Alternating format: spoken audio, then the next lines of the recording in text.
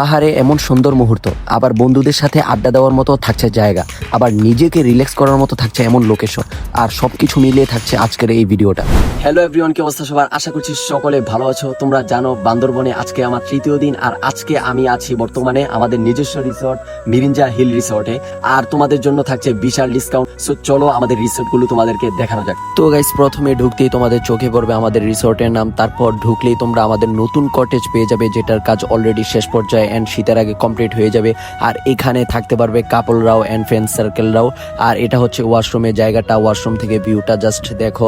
আর এটা হচ্ছে কটেজের ভেলকনি, আর ভেলকনি থেকে দেখছো ওয়েদারটা কত জোস, আর শীতকালে তার মেঘ আর সবকিছু মিলিয়ে থাকবে অনেক সুন্দর। এবার চলো আমাদের পাহাড়ের ঝুমঘরগুলো দেখা যাক। আর আমাদের পাহাড়ের ঝুমঘর আছে মোট 4টা, আর এটা হচ্ছে ফার্স্ট। আর গাইস, তোমাদের জন্য থাকছে কিন্তু বিশাল ডিসকাউন্ট। জাস্ট আমাকে ইনবক্স করলেই বুঝতে পারবে যে তোমাদেরকে কতটা ডিসকাউন্টে আমি দিচ্ছি। আর এরা হচ্ছে আমার ফ্রেন্ড যারা এখানে আড্ডা দিচ্ছে। আর আমার স্ক্রিনে যাদেরকে দেখতে পাচ্ছ যে দুজন, তারাই আমাদের ঝুমঘরগুলো দেখাশোনা করে, রিসোর্টগুলো দেখাশোনা করে। তোমরা আসলে তারাই তোমাদের যত্ন নিবে। আর এটা হচ্ছে ভিউ পয়েন্ট, যেখানে এসে সবাই সকাল বিকাল ছবি তোলে। আর এখানে রাত্রে বারবিকিউ করার মতো অপশন আছে, তোমরা চাইলে করতে পারবে। এগুলো নিয়ে প্যারা খাওয়ার কোনোই দরকার নেই। আর ঝুমঘরের ভিতরেই পাচ্ছ তোমরা নিজেকে রিল্যাক্স করার মতো দোলনা, পাহাড়ের সৌন্দর্য। তারপর এখানে নিজেকে রিল্যাক্স করার মতো আরো সুন্দর সুন্দর পয়েন্ট আছে।